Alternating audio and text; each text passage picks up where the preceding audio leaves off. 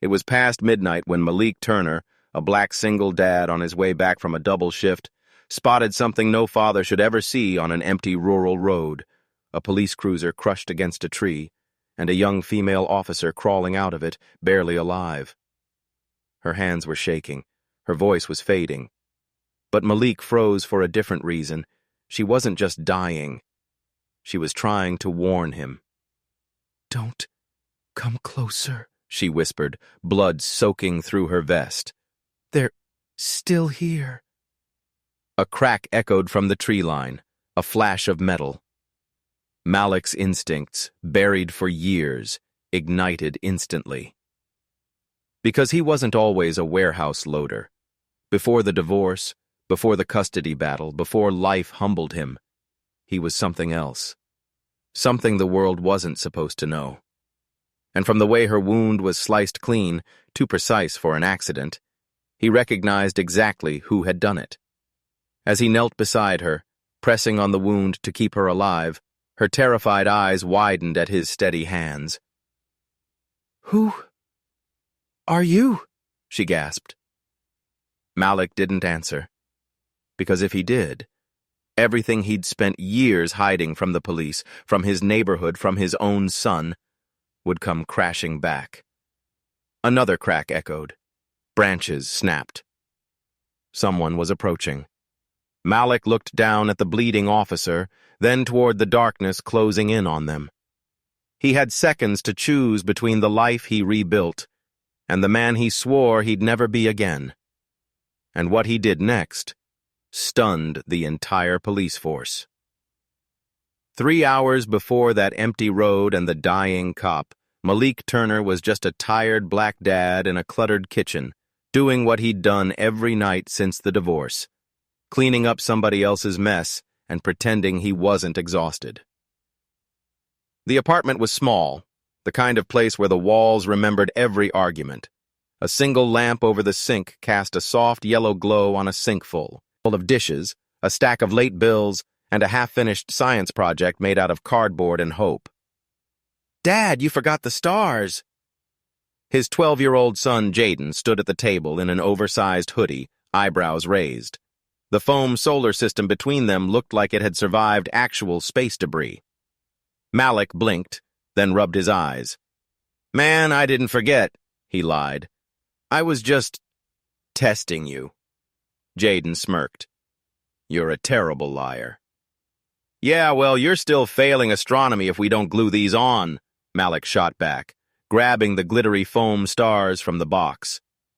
His hands were steady, practiced, used to detail work, but not the kind he wanted anyone to know about. As he pressed a star into place, Jaden watched him with that quiet curiosity Malik had learned to fear.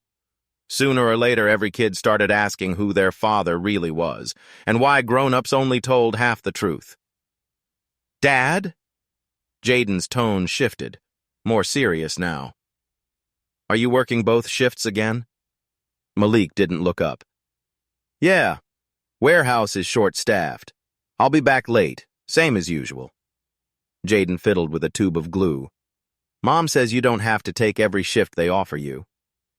Malik's jaw flexed. He kept his voice even. "Mom's not the one getting the final notice envelopes, remember?" He nodded toward the pile of bills. Electric, rent, hospital.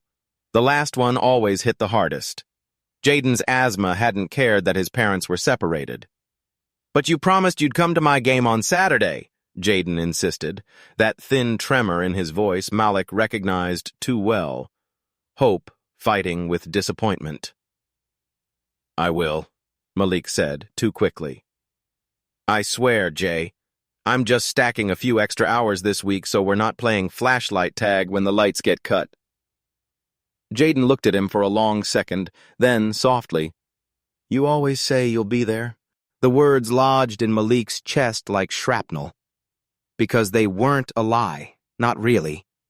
He meant it every time. And still, somehow there was always something. An extra shift, a broken-down truck, a court date, an unexpected emergency that pushed him just far enough away from the bleachers. He put the glue down, and forced himself to meet his son's eyes. Listen to me, he said quietly. Saturday. I'm there. Front row. Shouting like a crazy person. Ref's gonna hate me. Deal? A reluctant smile tugged at Jaden's lips. You already shout like a crazy person at the TV. Exactly. I'll just upgrade from NBA refs to middle school refs. It's called growth. The tension broke, just a little. Jaden shook his head, but his shoulders relaxed. Malik leaned down, kissed the top of his son's braids, then checked the cheap digital watch on his wrist. 5:10:02 p.m. If he didn't leave now, he'd miss the last load and the overtime bonus. He grabbed his faded black hoodie from the chair, the one with the warehouse logo on the back, and shrugged into it. His fingers brushed against the thin silver chain hidden beneath his shirt, an old dog tag he never wore outside his clothes.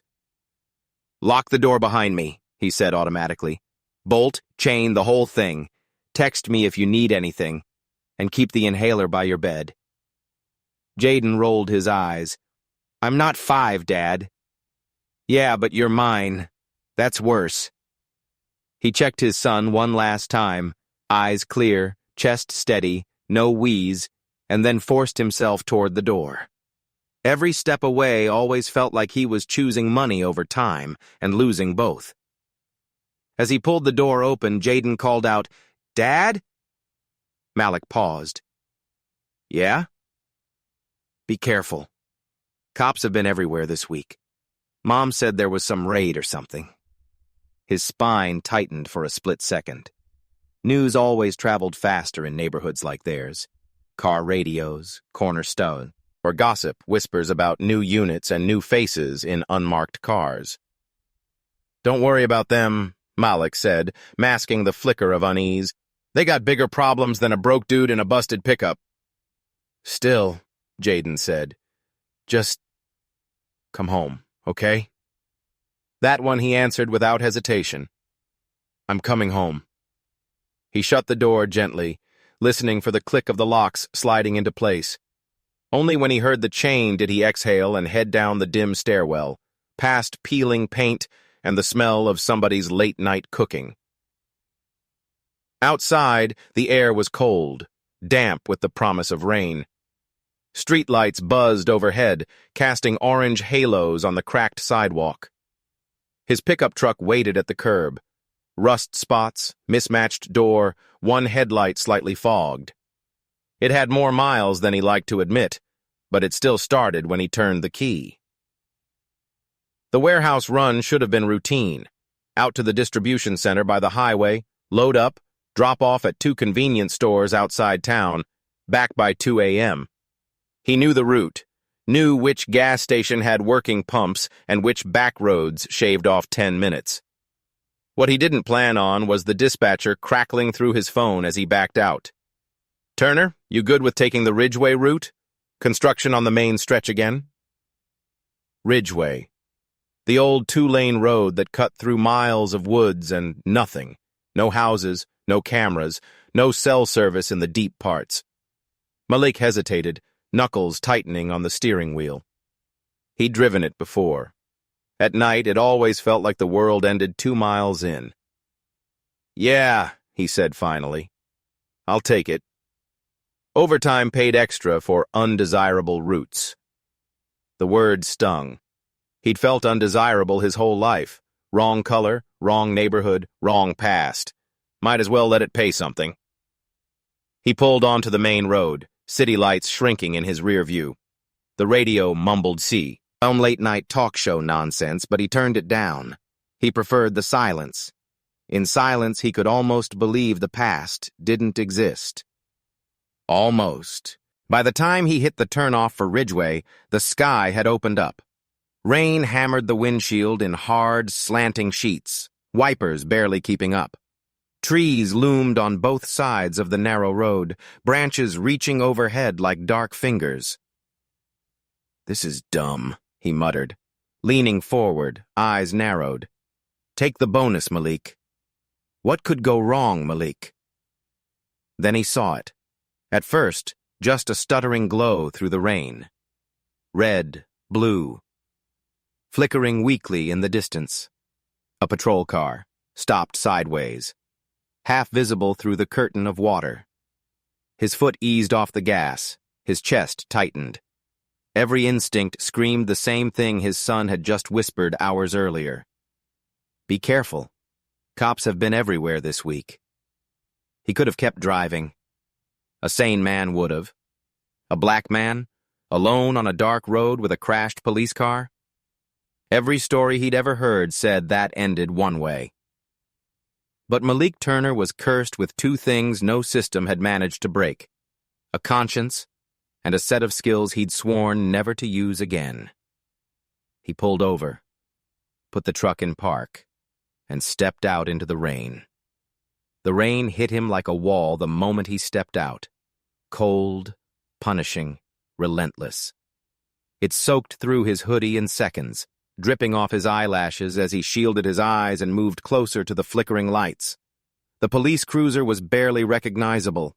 Nose crumpled into a fallen tree, windshield fractured like spider webs, steam rising from the twisted engine block. But what froze Malik wasn't the cruiser.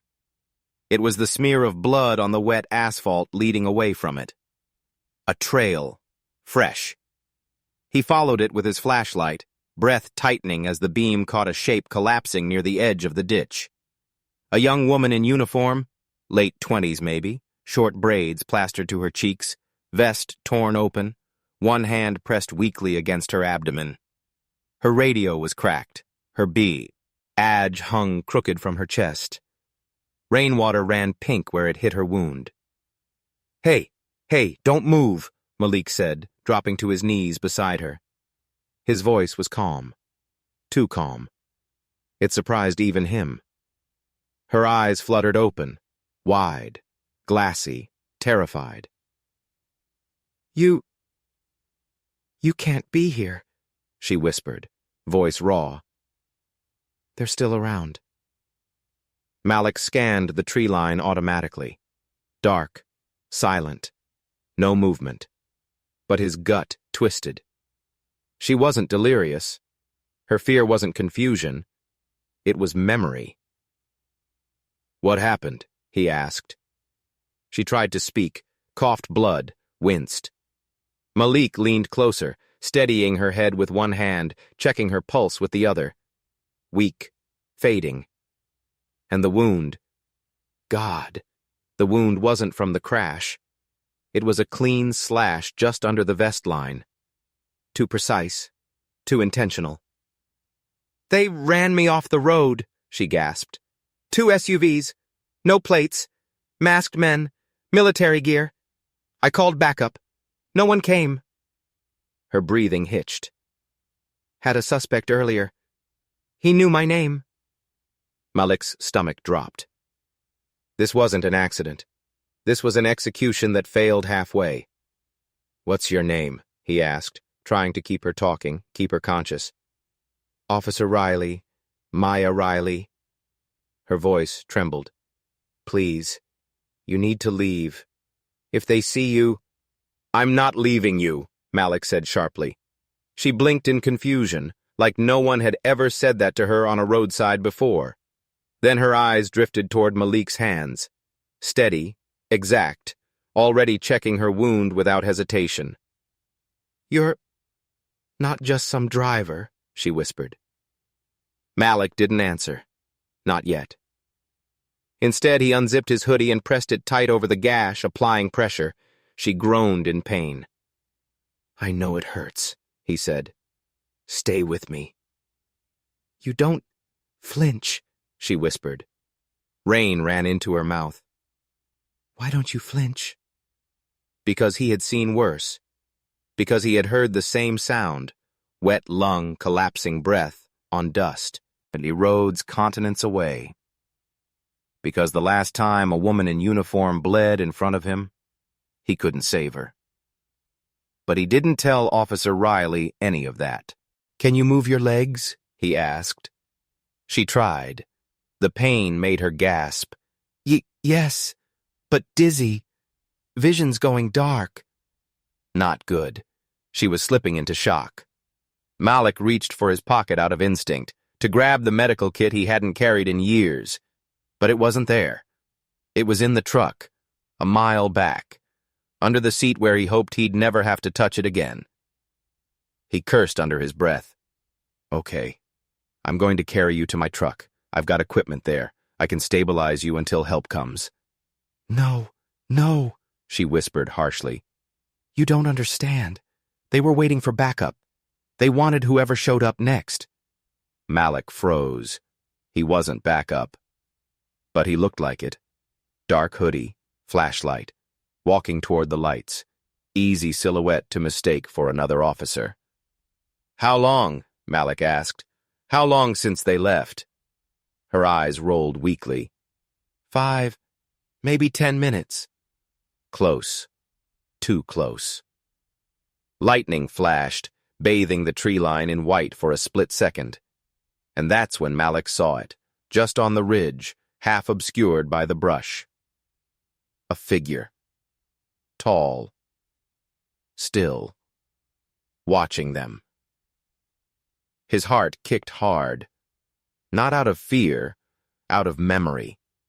The stance, the discipline, the way the observer's weight rested. It wasn't some random thug.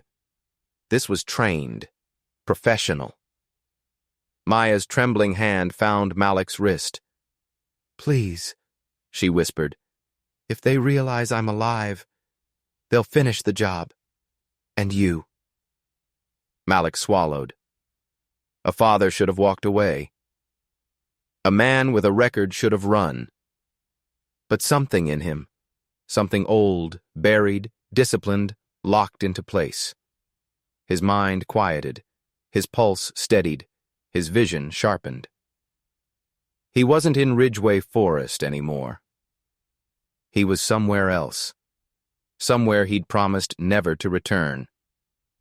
Listen to me, he said quietly, leaning close so only she could hear. If they come down that hill, we're not going to outrun them. But we're not going to die here either, not tonight. Her eyes searched his face. Who are you?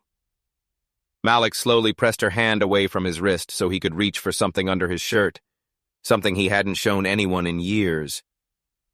The thin chain, the old dog tag, the name stamped on it. Her bloody breath caught. You're military? Malik didn't answer. Instead, he lifted her carefully into his arms, bracing her weight against his chest as rain hammered both of them. And behind him, somewhere in the dark woods, a single twig snapped. Not from the storm. From a boot. Coming closer. Malik didn't look back, not yet. Looking back meant hesitation, and hesitation got people killed. Instead, he shifted Officer Riley higher against his chest, her wet uniform cold against him, her breath shallow, uneven. She clung weakly to his hoodie as he moved, her fingers tightening every time thunder rolled overhead. Hold on, he whispered. Can't breathe right, she murmured. Pressure's dropping. Shock was sinking in. Fast. Malik quickened his pace through the slick mud, boots skidding as the rain turned the forest floor into a swamp. His truck wasn't far, maybe 40 yards, but the darkness between him and the road suddenly felt alive. Every shadow carried risk. Every splash of rain against leaves sounded like a footstep. He reached the ditch, climbed up the embankment with Riley in his arms, and only then allowed himself a glance back. Lightning cracked. The woods lit up white, and Malik saw 3 figures now. Not one.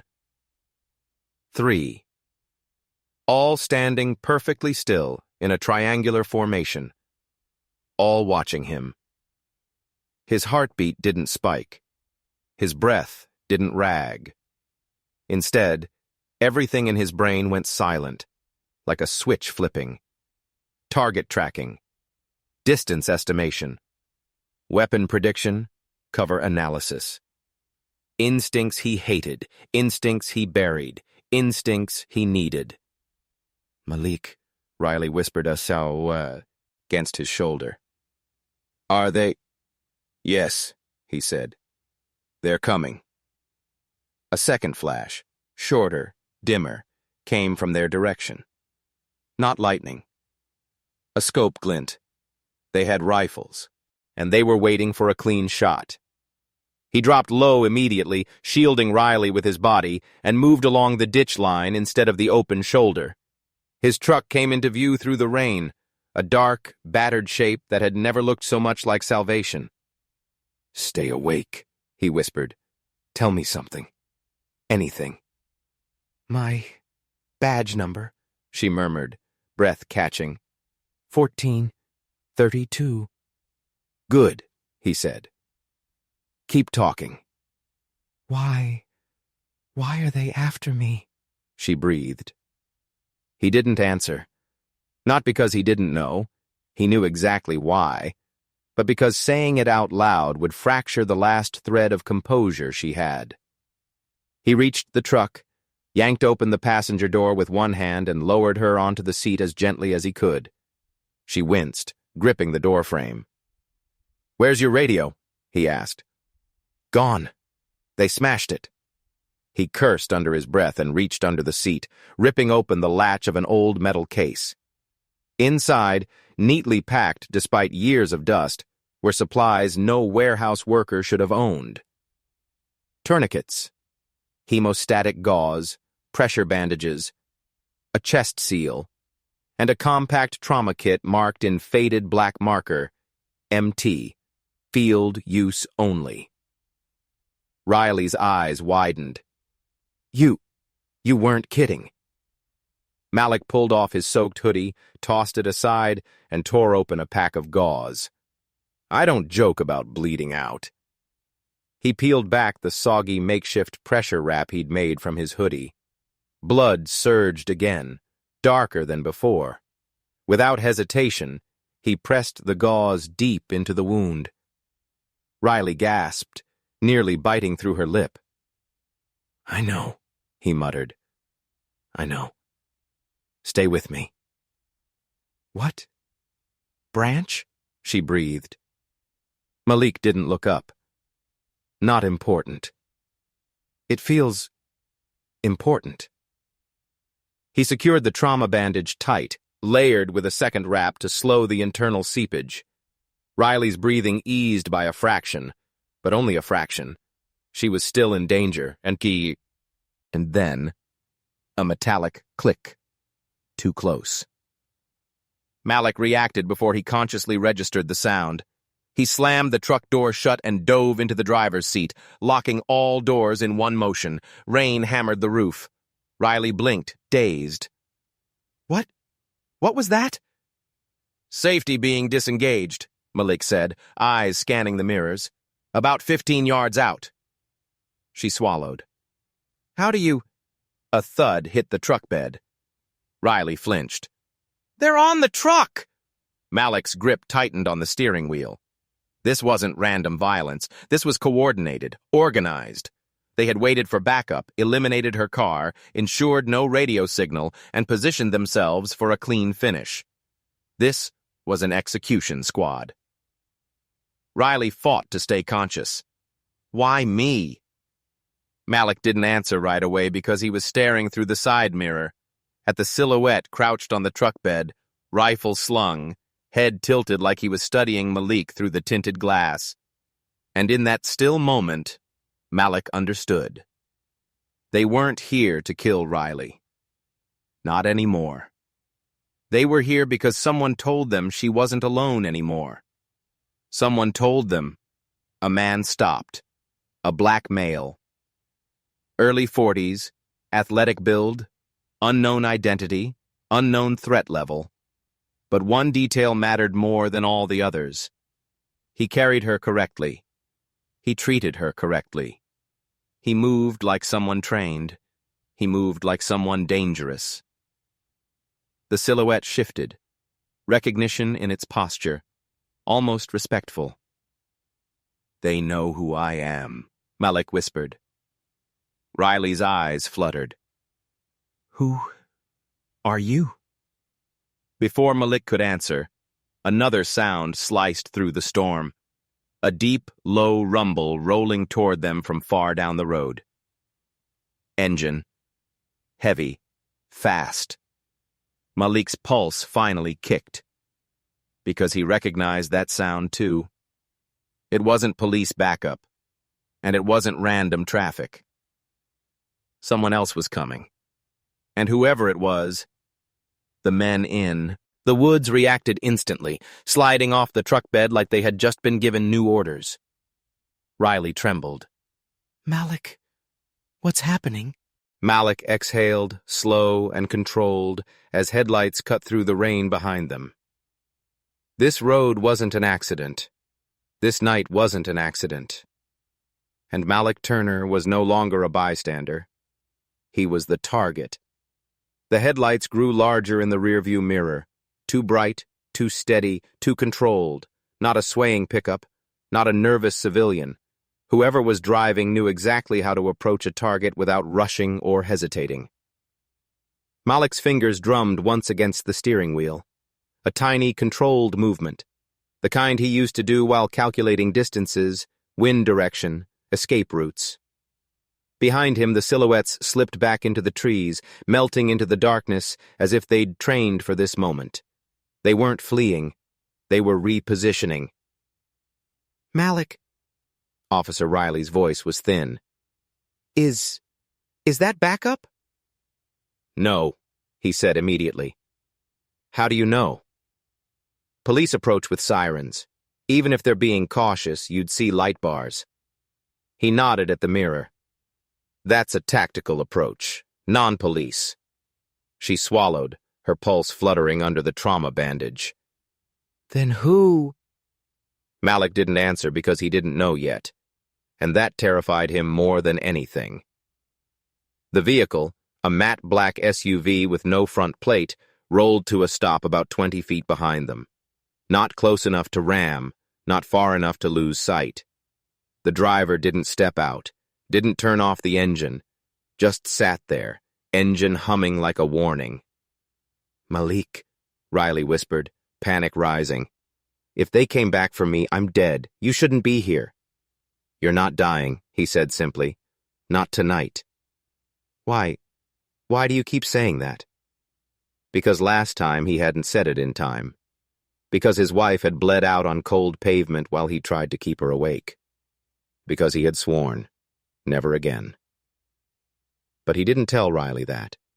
Instead, he reached under his seat, pulled out a small tactical flashlight, military-grade, metal, heavy, and slid it into his hoodie pocket. A shadow moved in the SUV. Just one. Passenger seat. Side window lowered 1 inch. Riley bit down on a tremor of fear. What do we do? Malik's voice stayed steady. We stay quiet. We watch. We think. You're way too calm for a guy who hauls boxes for a living, she whispered. He didn't reply. The SUV's engine revved once, low and deliberate. A signal. A bad one. Then something else happened, small, subtle, but Malik noticed instantly. The forest went silent. No movement, no shifting shadows. The men who'd been stalking them had backed off. Not because they were retreating, because they were deferring command. Whoever was in that SUV outranked them. Malik felt Riley's breath hitch. Are they waiting for him? Looks like it, he murmured. The driver's door cracked open. A man stepped into the rain, tall, broad, dressed in dark tactical gear. His movements were precise, efficient. He didn't even flinch as the storm drenched him. He walked forward slowly, hands visible, not holding a weapon. This wasn't a thug. This was a leader. He stopped 10 feet from the truck, rain running down his jawline, eyes locked onto Malik through the windshield. Malik didn't blink. The man raised one hand, a small gesture, flick of 2 fingers. and from the tree line, 3 red laser dots appeared on the truck. 2 on the hood, 1 drifting toward Malik's side window. Riley stiffened. "Oh my God." "Stay low," Malik murmured. The man outside spoke. His voice carried evenly through the rain, controlled and unhurried. "Step out of the vehicle," he called. "Slowly, unarmed." Malik leaned back slightly in his seat, one eyebrow lowering. He knew that tone. Command presence. Used by people who had led men into combat. Used by people who expected obedience. Riley clutched Malik's sleeve. "If you go out there, they'll kill you." "No," Malik said quietly. "If I go out there wrong, they'll kill both of us." He cracked his window half an inch. "Not happening," Malik called back. "She needs medical evacuation. Now!" The man tilted his head, studying him. "Not until we confirm your identity." Malik's mind flashed through 100 mistakes he could make. Movement wrong, dead. Words wrong, dead. Tone wrong, dead. "Identity," Malik repeated. "I'm a delivery driver." The man's mouth twitched, almost amusement. "Drivers don't pack wounds like that. Drivers don't carry med kits marked for field use. Drivers don't move like you just did."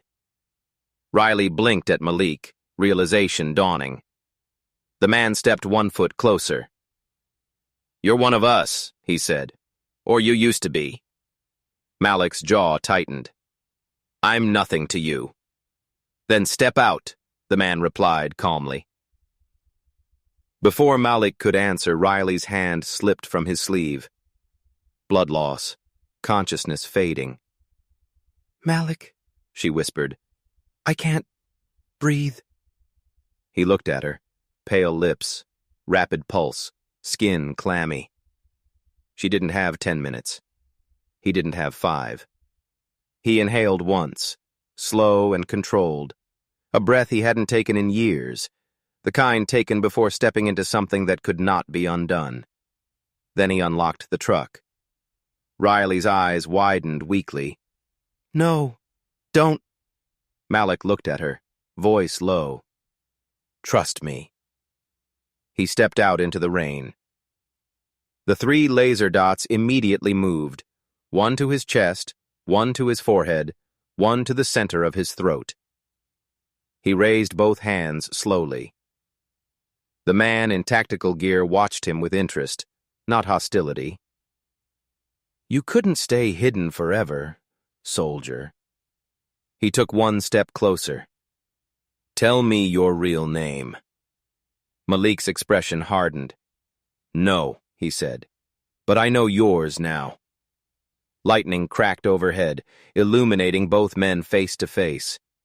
And the leader's eyes widened in recognition, not of Malik, but of what Malik represented. "That explains the report," the man murmured. "They said you walked away. They said you disappeared." Malik didn't move. "They were wrong," the man said quietly. "You're not gone." Rain hammered the earth. The forest held its breath. Riley clung to consciousness in the truck, and Malik stood there, hands raised, knowing one thing. If this man recognized him, then the entire police force was about to learn why people like Malik Turner never truly walked away from their past. Rain poured off Malik's face as he stood motionless, hands in the air, 3 red dots trembling across his chest and forehead. But the man in front of him, the one giving the orders, wasn't aiming. He was studying, calculating. His eyes tracked Malik's stance, his breathing, the subtle weight distribution in his feet. Only trained men looked at another human being like that. "Let's end the pretending," the leader said quietly. "You move like Tier 1.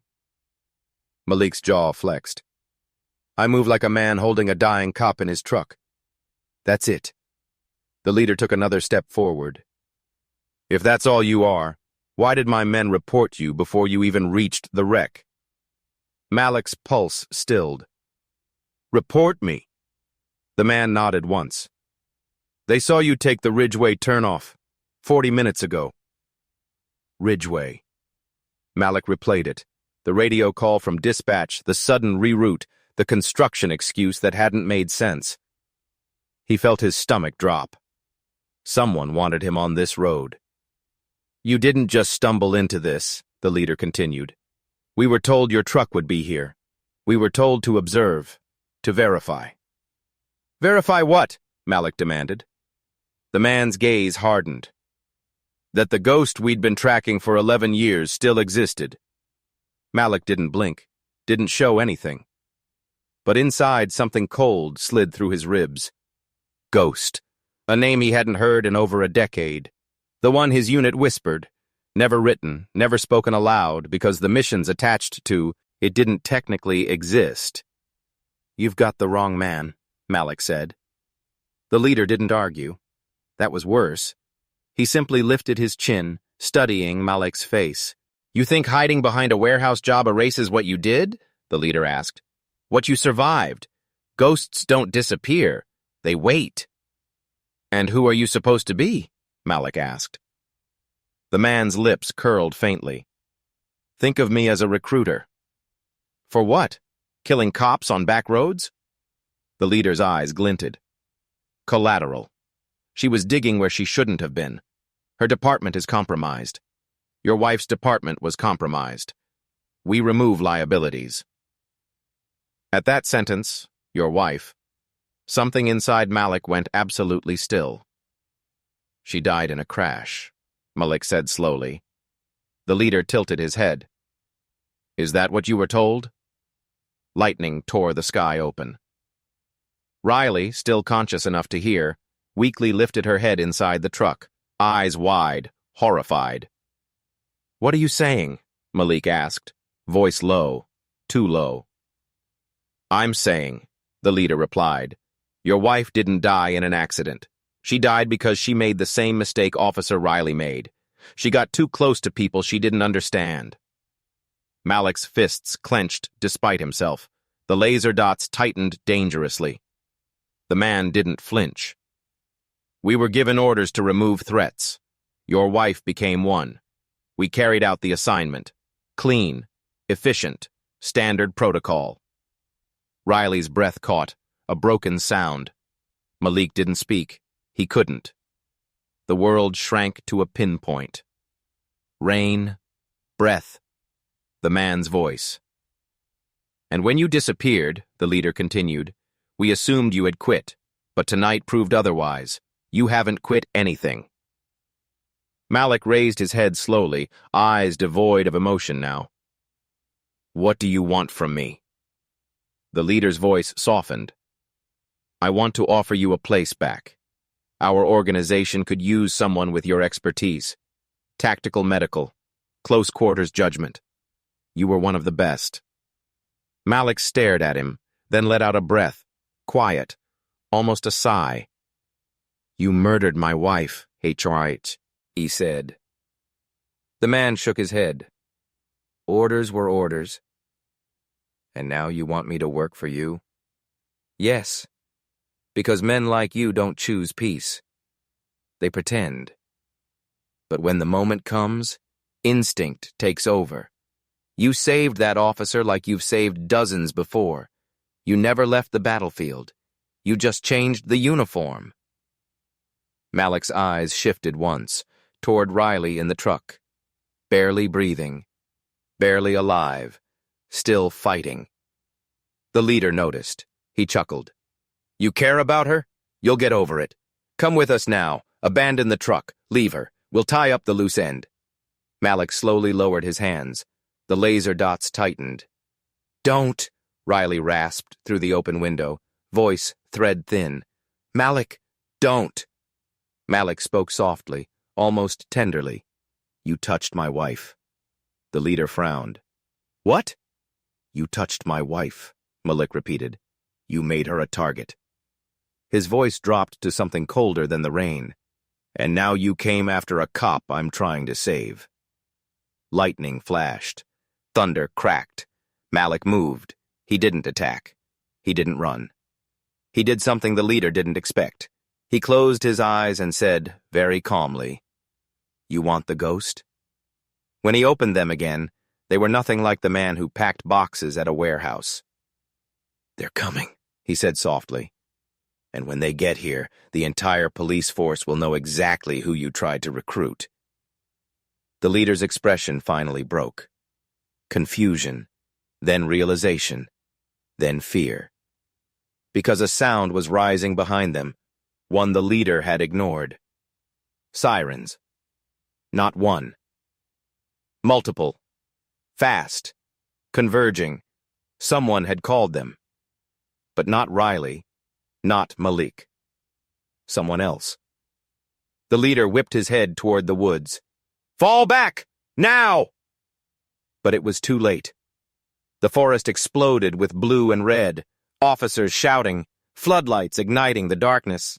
And the ghost, Malik Turner, stood in the center of the storm he never meant to return to. Sirens shattered the storm. Blue and red lights strobed through the forest, slicing across the tree line, washing over Malik, Riley, and the retreating silhouettes of the ambush team. Engines roared as patrol cars skidded into position, forming a loose semicircle around the crash site. The leader's calm, calculated posture finally cracked. "This wasn't supposed to happen," he hissed, signaling frantically into his wrist mic. "Teams 3 and 4, extraction now! Move, move!" But his men hesitated, because the police weren't just arriving. They were surrounding. Floodlights snapped on, cutting through the rain like daylight. Officers emerged from the vehicles in a coordinated sweep, rifles up, commands echoing through megaphones. "Hands where we can see them! Do not move! Step away from the vehicle!" The leader's face twisted with anger. "Who called them?" Malik didn't look at him. He kept his eyes on Riley in the truck, her face pale, breath thin, lips trembling. "You did," Malik said softly. The leader swung toward him. "I didn't." "You stalked a police route on a night when patrol rotations changed," Malik said calmly. "Your men think they're invisible. They're not. Someone saw something. Someone reported something. And your mistake?" He nodded toward Riley. "You left an officer alive long enough to be found." The leader's jaw clenched. He turned toward his men, but they were already fading backward into the trees, overwhelmed by the flood of police lights closing in. The megaphone boomed again. "All units, suspects are heavily armed. Keep distance." Officers began forming a tactical web, moving with precision, not random panic. Someone high-ranking was calling the shots. Then Malik saw him. Captain Harris, 25 years on the force. Hard lines around his eyes, a man who didn't rattle easily. He marched straight toward Malik, rain hitting his hat in sharp diagonal line. As Riley, still conscious, whispered, "Captain, he saved me." The captain reached the truck door, froze, and stared. Not at Riley's wound, not at the blood, not at the carnage, at the field dressing, the military-grade wrapping, the hemostatic gauze placement, the stabilized abdominal compression technique. His eyes widened. "Who did this?" he demanded. Riley swallowed. He did."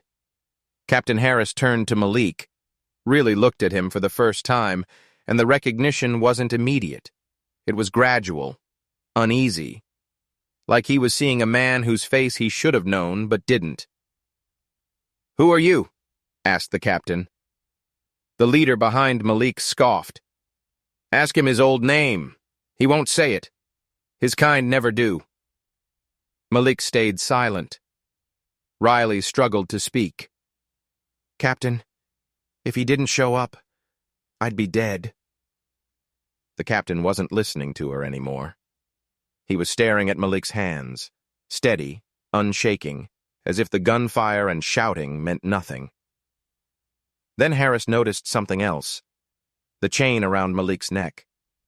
The dog tag half visible beneath his rain-soaked shirt. He stepped closer, voice low, Where did you serve? Malik didn't answer. The leader laughed darkly. Rain dripped from his hairline. Oh, he served everywhere you don't have clearance to know about. A murmur rippled through the nearby officers, uncertain, tense. Then Captain Harris's demeanor shifted. He removed his hat, eyes narrowing. You're not warehouse staff, he said quietly.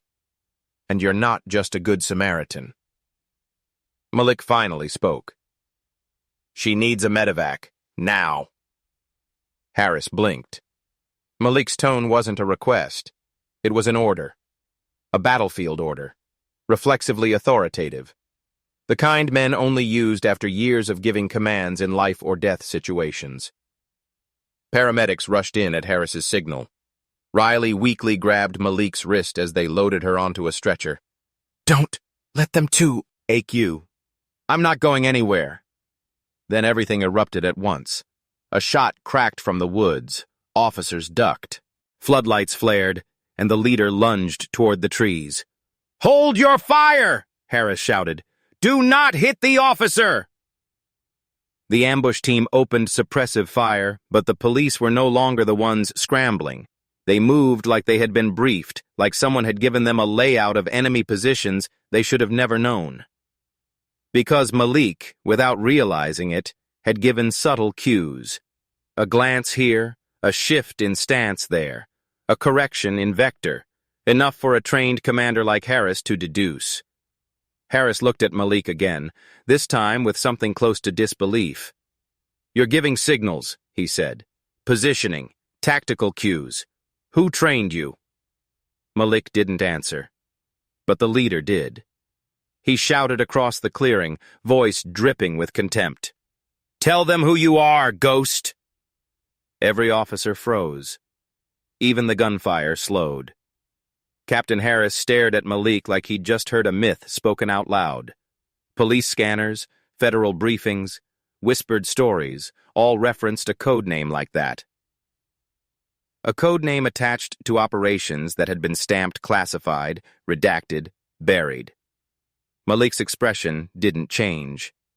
He simply stepped forward, out of the truck's shadow, rain pouring over him as he met Harris's stunned stare. I'm here, Malik said steadily. Because she would have died. Nothing else. No explanation. No excuse. And that, more than anything, shocked the entire police force. Not his skills, not his identity, not even the code name. But the realization that the deadliest man any of them had ever heard rumors about had risked everything to save one injured officer on a rainy road. Gunfire tapered off in uneven bursts as the ambush team retreated deeper into the woods. Officers shouted positional updates into radios, boots splashing through mud, beams of light slicing through darkness. But even with chaos swirling around them, Captain didn't take his eyes off Malik. Ghost, he murmured under his breath, the word tasting like disbelief. I thought that was a rumor. Malik didn't flinch, didn't confirm, didn't deny. Behind them, medics secured Riley in the ambulance. Her breathing steadied slightly, thanks to Malik's fieldwork. She blinked toward him, dazed and weak, but fighting to stay conscious. Malik, she whispered. He moved closer, blocking rain from her face with his body. You're going to make it. Don't let them twist this, she breathed. They'll think you were involved. You know they will. Malik knew, all too well. He'd learned long ago how fast truth could be rewritten, how quickly a man became suspect when he didn't fit into the narrative law enforcement wanted. Harris stepped up behind him. Turner, he said sharply, step away from the vehicle. Malik slowly turned around, hands relaxed at his sides, not submissive, but controlled. You going to arrest me? Malik asked. Harris didn't answer immediately. Officers nearby tensed, hands near their holsters. A dozen storm-wet faces watched Malik with a mixture of confusion, awe, and fear. One of the younger cops blurted out, Sir, if he's that guy, we can't just... Harris shot him a look that shut him up instantly. Then he addressed Malik. Those men back there, Harris said, nodding toward the trees, used military tactics, military spacing, military retreat patterns, and now you're standing here with a field dressing no civilian should know how to place. I need answers. Rain dripped down Malik's chin as he met the captain's eyes.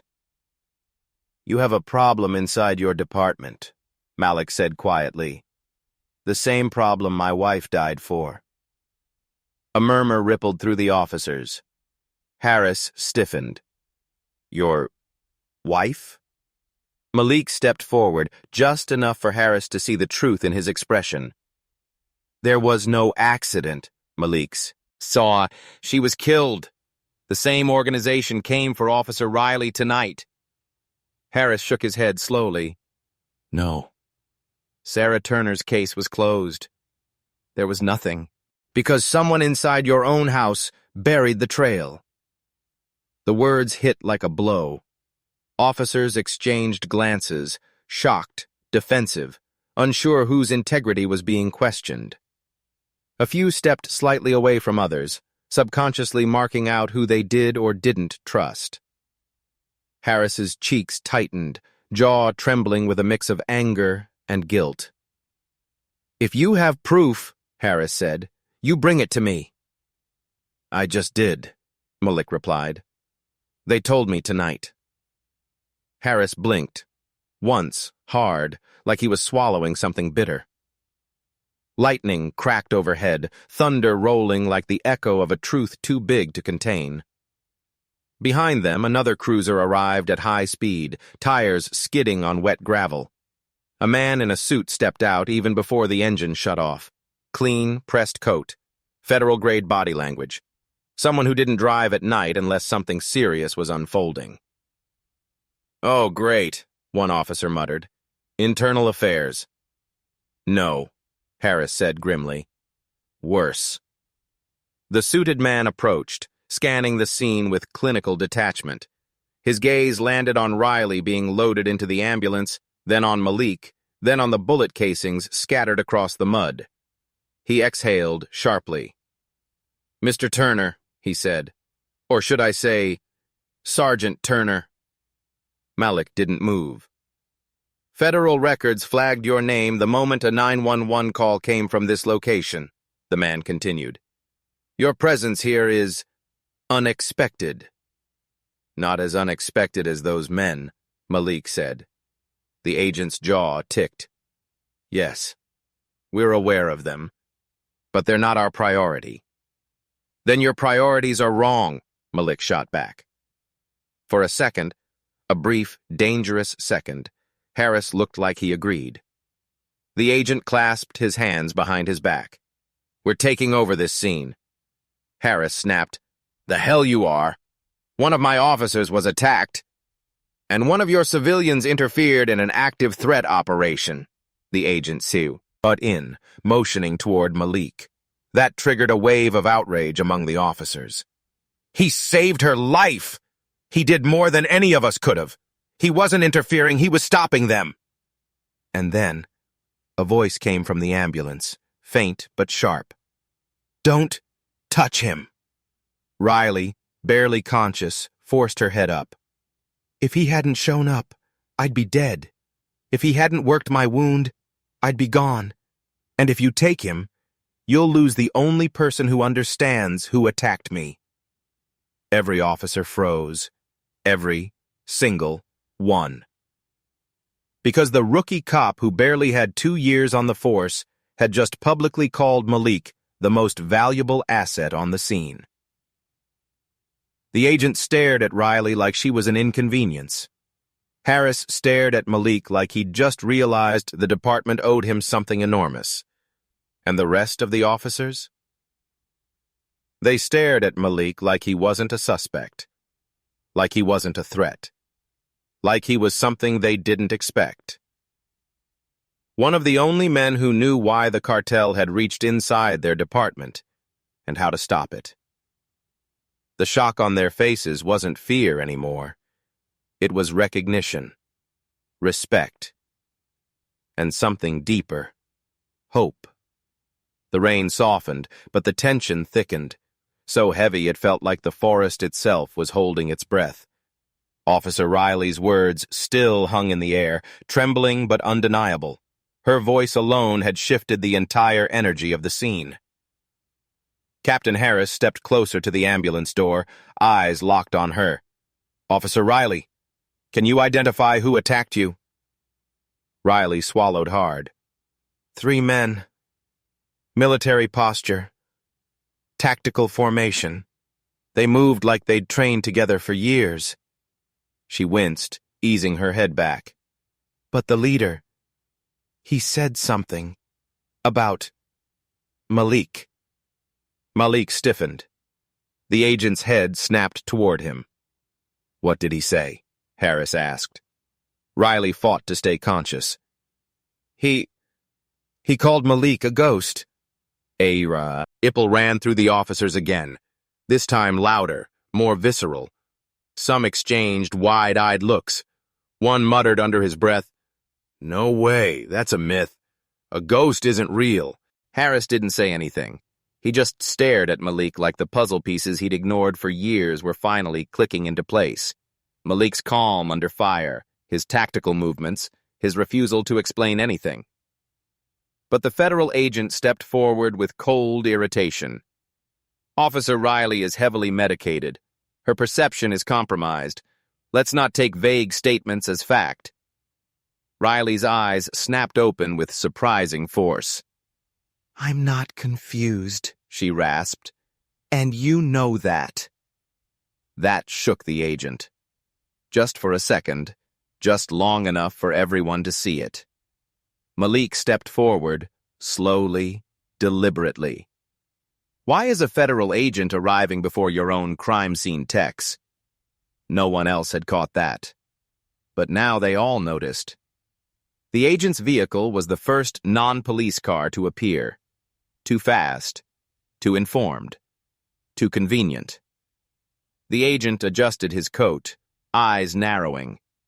"Because this incident intersects with ongoing federal investigations." "No," Malik said. "It intersects with someone you're protecting." Murmurs again, stronger this time. "You're out of line," the agent snapped. "No," Malik repeated, voice steady as bedrock. "I'm right on it." Captain Harris stepped between them. "If you know something, Turner, say it." Malik looked at Riley, pale, trembling, fighting to stay conscious. "She was targeted," Malik said. "Not by the cartel alone. Someone fed them her travel route. Someone made sure she was alone. Someone made sure backup didn't come." Officers exchanged glances, angry now, betrayed. Harris clenched his jaw. "That would require inside knowledge." The agent cut in sharply. "Stop this. You're speculating without evidence."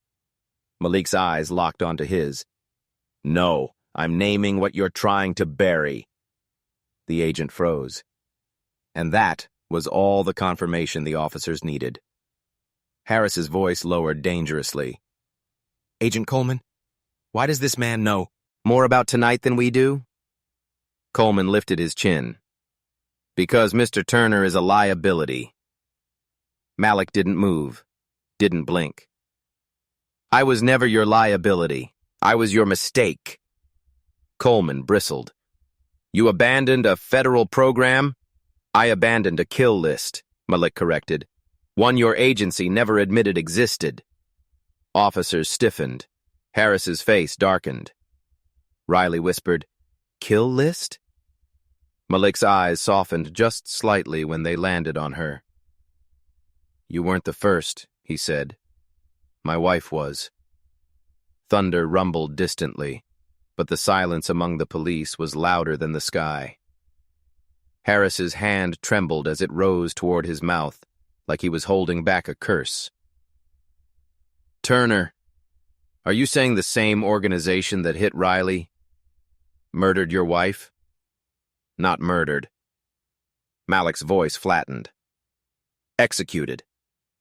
Coleman snapped. That's classified. Then unclassify it, Harris barked. Coleman faltered at the force of the captain's voice. But Malik continued calmly. 5 years ago, Sarah Turner intercepted a phone transmission tied to the same network that attacked Riley. She reported it up the chain. Within 48 hours, she was dead, and the case was closed by accident. Officers swore under their breath. Others stared at Malik in horror. Coleman tried to rally. You are alleging federal misconduct, that is, not alleged, Malik cut in. Confirmed. By the man who tried to recruit me tonight. Every officer turned toward the woods, where the leader and his men had escaped. Harris's expression hardened into something fierce, something protective. You expect me to believe federal assets are killing my officers? Malik didn't hesitate. I expect you to believe what you saw tonight with your own eyes. Coleman's voice rose, high, desperate, cracking. Turner is a compromised source. He went rogue years ago. Malik stared at him with a coldness so sharp the AI between them seemed to freeze. Then why, Malik said softly, did your agency keep tracking me? Coleman went silent, dead silent. Because that was the question he could never answer truthfully. The rain slowed to a whisper. Even the forest quieted. Harris stepped forward until he stood toe-to-toe with the agent. I don't know who you serve, Harris growled, but it's not the people of this county. Coleman opened his mouth, but Harris cut him off. And tonight, you're not the authority here. He turned to Malik. Turner, you're coming with me. Officers tensed, unsure if this meant arrest, protection, or something worse. Malik's voice was low. Am I under arrest? No, Harris said. Not even close. He motioned toward his patrol car. You're the only one who understands what we're up against. A visible wave of shock rippled through the police. But then, slowly, quietly, heads began to nod. Because the entire department finally understood, they weren't bringing Malik Turner in as a suspect. They were bringing him in as their only chance. The station was never this quiet. Not at 2 a.m., not after a shooting, not after an officer nearly died. Yet tonight, as Captain Harris led Malik Turner through the double doors, the entire building felt frozen, like the walls themselves were waiting to hear the truth. Officers parted for them automatically, not because Malik demanded space, not because he looked dangerous, but because every single one of them had heard the same thing over the radio in the last hour. The man who saved Officer Riley wasn't supposed to exist. Whispers followed him down the hallway. That's him. The one they called Ghost. No way. That's just a code name. He can't be real. Then how the hell did he keep her alive? Malik ignored all of it, his jaw set, his eyes focused. He walked like a man entering a courtroom where he didn't trust the judge, the lawyers, or the jury. Harris guided him into the main conference room at Bourgeois and shut the door behind them. The blinds were half drawn. Papers still lay scattered from an earlier briefing Riley had attended before the attack. Malik's gaze landed on the board at the front of the room. Photos, strings, markers, timestamps. And there, centered, was Riley's case, and beneath it, his wife's. Someone had reopened it. Harris followed Malik's eyes. Riley requested access to all unsolved cases with similar patterns. She dug deeper than anyone else ever bothered to. Malik stepped closer to the board, his breath growing tight. Seeing his wife's photo again, badge shining, smile proud, split him open in ways he'd thought he'd buried. She was closing in, Malik said quietly. Harris shook his head. She was on the verge of something big. And whatever it was, it got her killed. Malik's fist clenched at his side. Harris continued. Turner, I need you to tell me everything. The door slammed open before he could finish. Agent Coleman stormed inside, flanked by 2 federal officers. This meeting is over, Coleman snapped. Turner is coming with us. Now! Harris didn't move. Not happening. Coleman's eyes burned with frustration.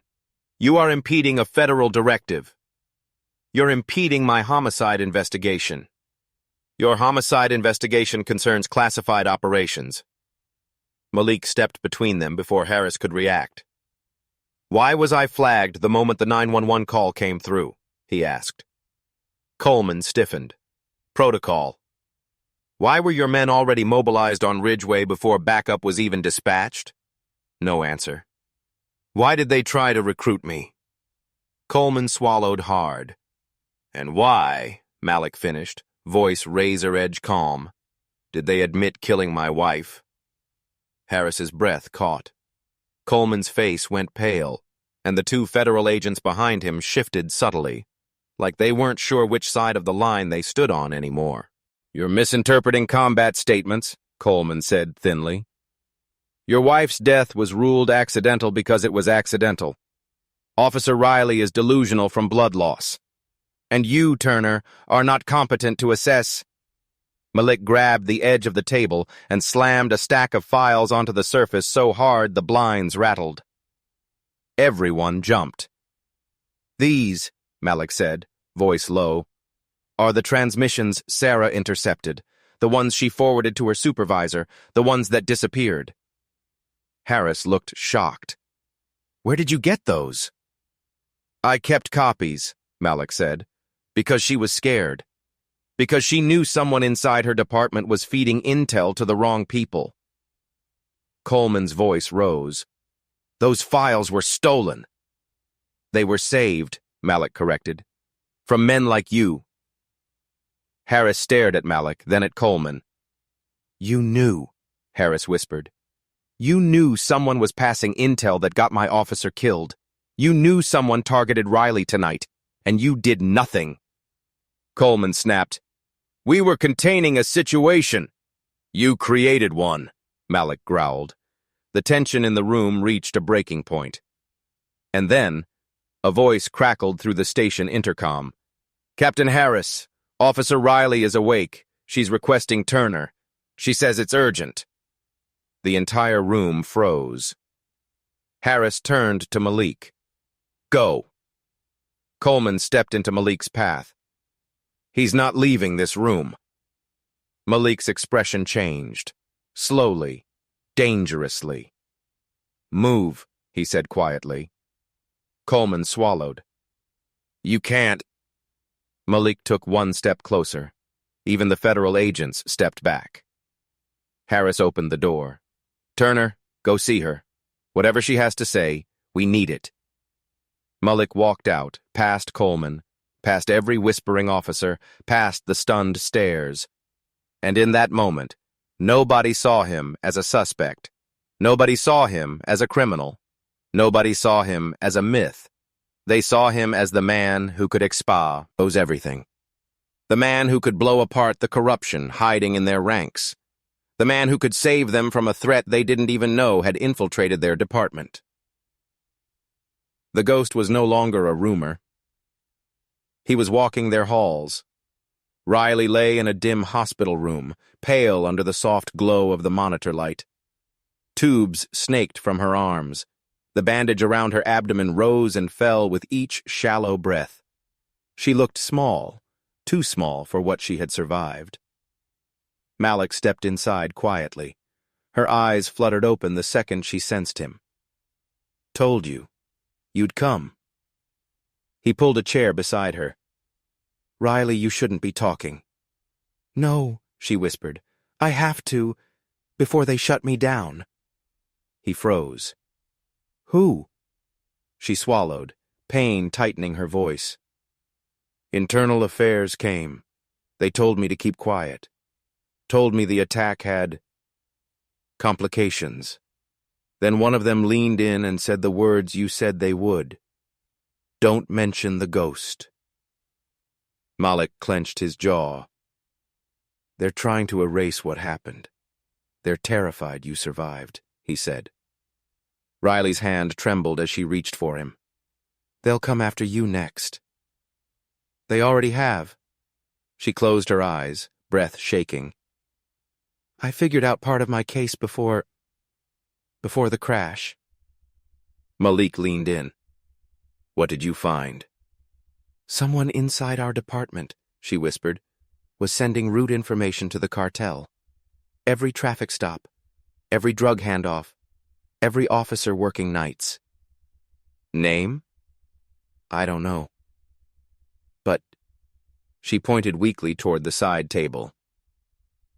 A file folder sat there, bent, rain-stained. Malik opened it. Inside were printouts of communications logs, and the last email Riley sent before leaving the station the night she was attacked. Her message was simple. I found the leak. But below it, unhighlighted, easily missed, was the clue, a badge number, Harris's second-in-command. Lieutenant Dye, Rin Cole, Malik exhaled sharply. Cole. A man with 20 years on the force. Trusted. Quiet. Always in the background. But the strongest snakes never hiss. Riley's voice broke through his thoughts.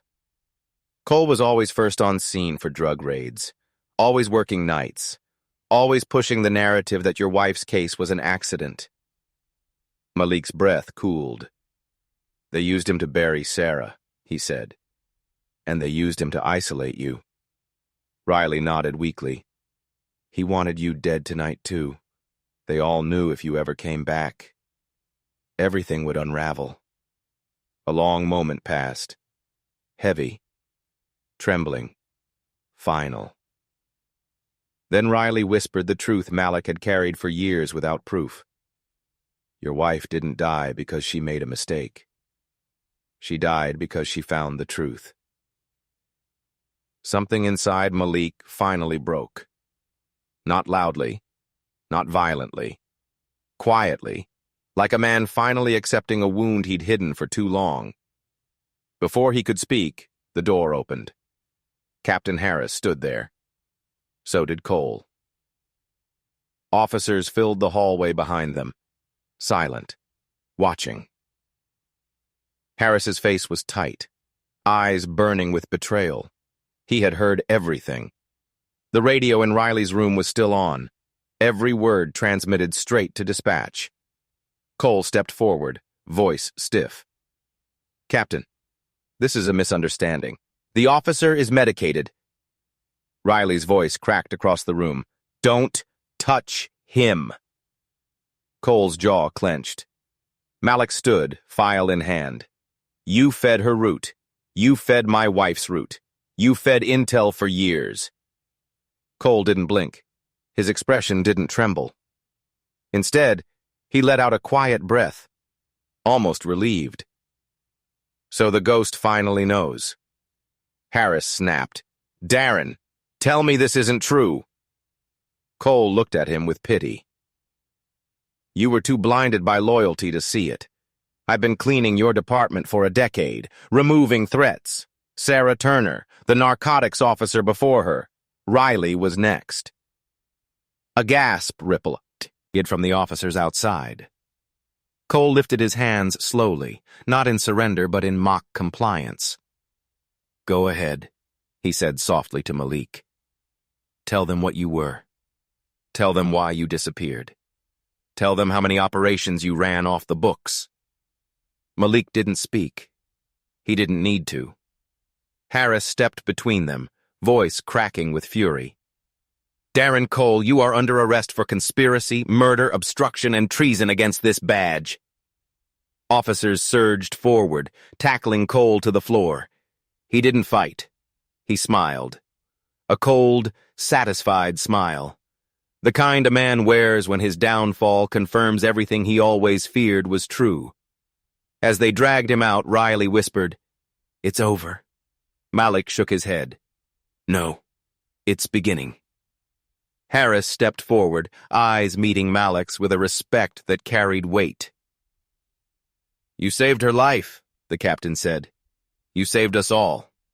And whatever you were before, tonight, you're the man who exposed a rot we never saw. Every officer in the hallway stood at attention as Malik walked Riley's file to Harris and placed it in his hands. Finish it, Malik said. For her, for Sarah. Harris nodded. With you, if you'll stay. Malik looked back at Riley, alive, fighting, grateful.